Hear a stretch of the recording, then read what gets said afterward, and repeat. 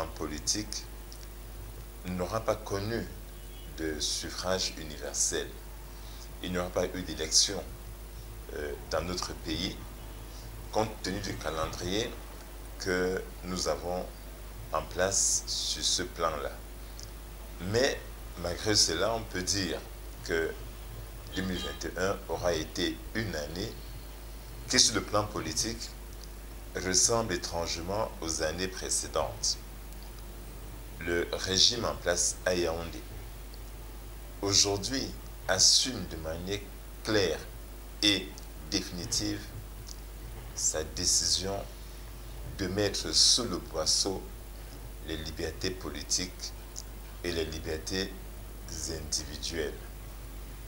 Sur le plan des libertés politiques, on aura noté que des Camerounais, pas seulement du parti politique MRC, mais également de Stand Up for Cameroun, sont encore embastillés, je vais dire compris en otage, par un pouvoir qui leur fait le seul reproche d'avoir osé exprimer leurs opinions politiques en 2020.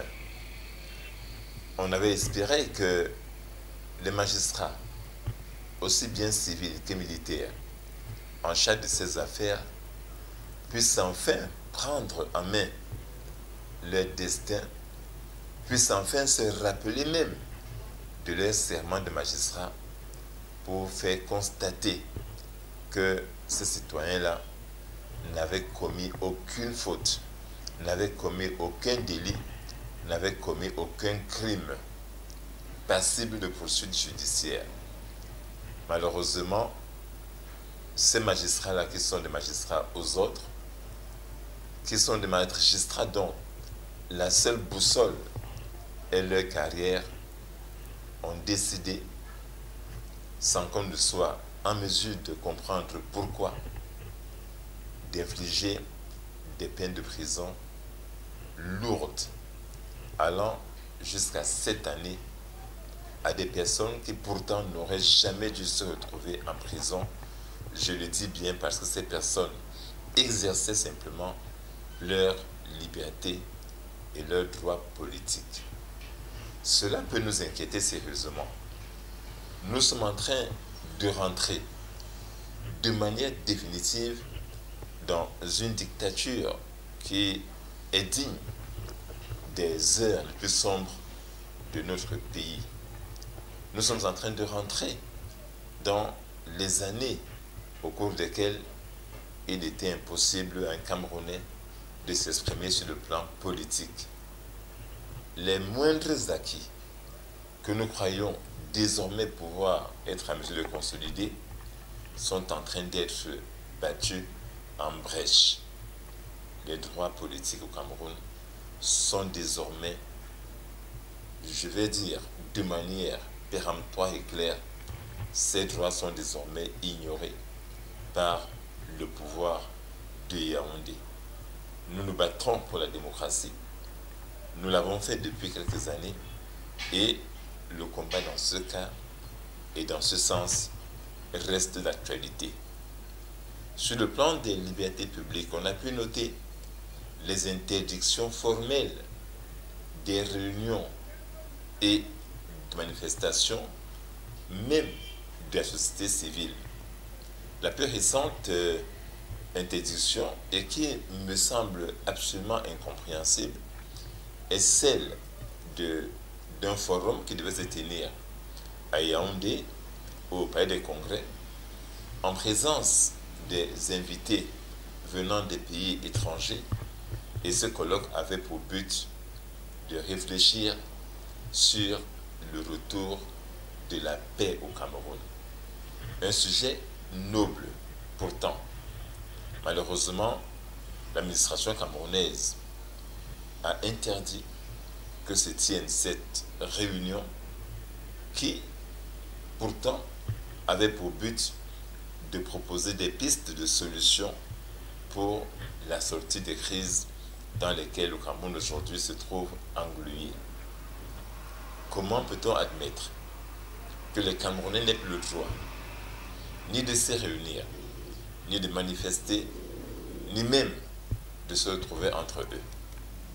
Nous sommes très inquiets et 2021, je le dis, aura été une année sombre pour le Cameroun sur le plan des droits politiques. Il y a quelques années, il y avait une phrase qui était devenue célèbre au Cameroun, prononcée par celui qui à l'époque était le président de la République de notre pays et qui disait qu'au Cameroun, il n'y a pas de sport majeur et qu'il n'y a pas de sport mineur. À la vérité des faits, on peut constater, quand on parle du sport au Cameroun, que le football et précisément l'équipe nationale de football Fanion est devenue la seule préoccupation du ministère en charge des sports et plus généralement de notre gouvernement. L'équipe nationale du Cameroun aujourd'hui est composée des jeunes que nous, au Cameroun, n'avons pas formés, des jeunes qui sont formés par les autres dans d'autres pays et que nous allons tout honte but aller chercher pour venir jouer pour le compte de l'équipe nationale de football du Cameroun. Alors qu'à une époque, on prenait quelques individualités à l'extérieur pour venir renforcer ce qui était le socle de l'équipe nationale du Cameroun, qui était fait par les joueurs évoluant au Cameroun dans les grandes équipes à l'époque, comme l'Union de Douala, comme le Tonnerre de Yaoundé, comme le Canon de Yaoundé, comme la Dynamo et d'autres équipes. Aujourd'hui, les autres sports sont pratiquement à l'oubli. On se souvient bien des handballeurs, des volleyeurs, des cyclistes et des autres qui souvent doivent réclamer à corps et à cri même des simples primes. Lorsque ces disciplines sont concernées au niveau international, c'est comme si l'État ne s'en préoccupait pas du tout. Mais en fait, il ne s'en préoccupe pas du tout. Le football, qui restait donc le seul sport dans lequel on espérait là au moins avoir des résultats, ne fonctionne que par l'équipe nationale. Le championnat national de football ne se joue pas. En 2021, on n'a presque pas vu de match de football de ce championnat de première division, encore moins de deuxième division, comme on l'appelait à l'époque, et encore moins des ligues départementales. La Coupe du Cameroun, qui devait se jouer l'année dernière, ne s'est pas jouée, au point que on a fini par désigner des équipes qui vont nous représenter à l'extérieur dans les compétitions continentales, sans qu'on ait pu organiser de manière sérieuse un vrai championnat. Et il y a eu l'élection d'un nouveau président de la Fédération camerounaise de football, en la personne de M. Samuel Eto'o-Fils. On fonde des espoirs sur lui, beaucoup d'espoirs sur lui. Mais pourra-t-il, dans les circonstances connues au Cameroun, dans l'environnement qui est le nôtre, réussir cette mission de faire relancer le championnat, la coupe, au niveau des hommes, des femmes et des juniors? Il y a là un vrai chantier qui se présente devant lui et je pense que ce nouveau président de la Fédération de football au Cameroun pourra mettre son expérience de footballeur, d'ancien international, de grands professionnels pour aider au moins que dans ce domaine sportif particulier, que le Cameroun retrouve les couleurs qu'il avait à l'époque. Je ne veux pas être pessimiste, mais je dis, dans l'environnement dans lequel il va être appelé à évoluer, ce sera sûrement pour lui un grand défi à relever. Les autres sports au Cameroun doivent, je le pense, trouver des terrains d'expression. Il y a des jeunes Camerounais qui peuvent nager, qui peuvent courir, qui peuvent faire des tas d'autres sports qui ne coûtent même pas grand-chose, à condition évidemment qu'il y ait une vraie volonté politique dans ce domaine. Malheureusement, là encore, la politique sportive au Cameroun est comme la politique en général économique et tout le reste, elle manque de volonté, elle manque de volontarisme, elle manque d'ambition, elle manque d'ambition et elle manque même de vision. Nous avons décidé, là encore depuis quelques années, de nous contenter du minimum et de fêter les trophées gagnés par des personnes qui sont appelées à se battre pour nos couleurs sans que nous n'ayons eu nous-mêmes à former ces sportifs-là. Et il y a donc, sur ce plan sportif-là, là encore, vraiment un vrai trou noir au Cameroun, alors que nous avons un potentiel énorme de jeunes des deux sexes qui pourraient donner à notre pays le blason qui était le sien il y a quelques années en Afrique et même dans le monde. Il est toujours difficile pour un homme politique de l'opposition de parler de projection. Pourquoi? Parce que ce n'est pas nous, l'opposition, ce n'est pas nous, le MRC, malheureusement, qui tenons le gouvernail. Ce n'est pas nous qui gouvernons. C'est à ceux qui gouvernent, en général, de dire, voilà ce que nous serons en mesure de faire, voici les projections pour une année comme cette 2022 qui vient de commencer.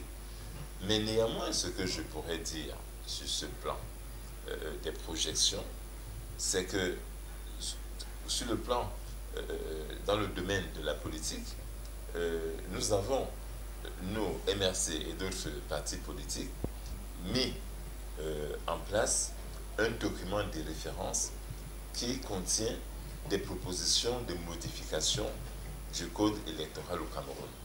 Et il faut continuer à travailler avec les autres forces politiques dans ce domaine.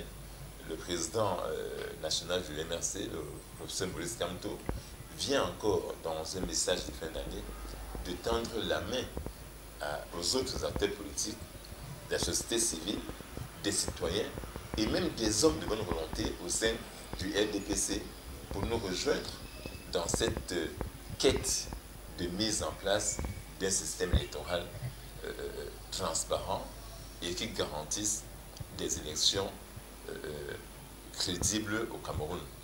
Nous savons que tous les veilles, tous les lendemains d'élections au Cameroun donnent lieu à des contestations.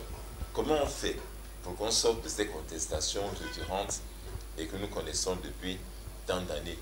À notre sens, c'est que le pouvoir doit laisser que les partis donc, qui avaient commencé ce travail puissent continuer à le faire et que ce travail soit présenté à l'Assemblée nationale et au gouvernement pour permettre donc une adoption après un débat citoyen général dans la nation, une loi électorale qui soit en capacité de garantir des élections crédibles. C'est le vrai chantier, parce qu'en réalité, cela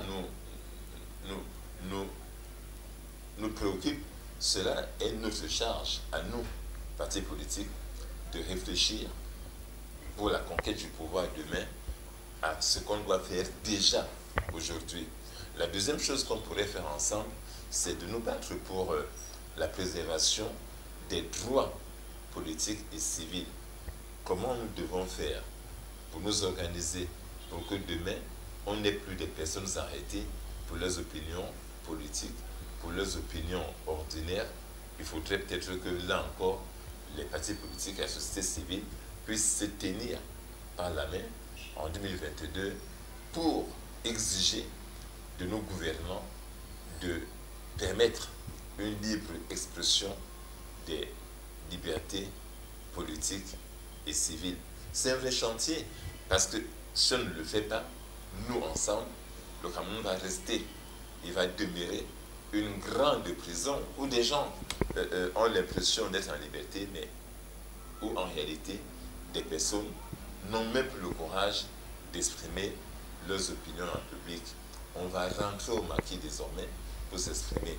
C'est là, à mon avis, quelques chantiers que, en tant que parti politique, on peut, avec les autres, se battre pour obtenir des résultats vraiment visibles et qui permettront, comme je l'ai dit tout à l'heure, que notre pays redevienne, ou alors devienne demain une vraie démocratie, à l'instar des pays africains qui ont réussi le pari d'être vraiment des démocraties dignes de ce nom.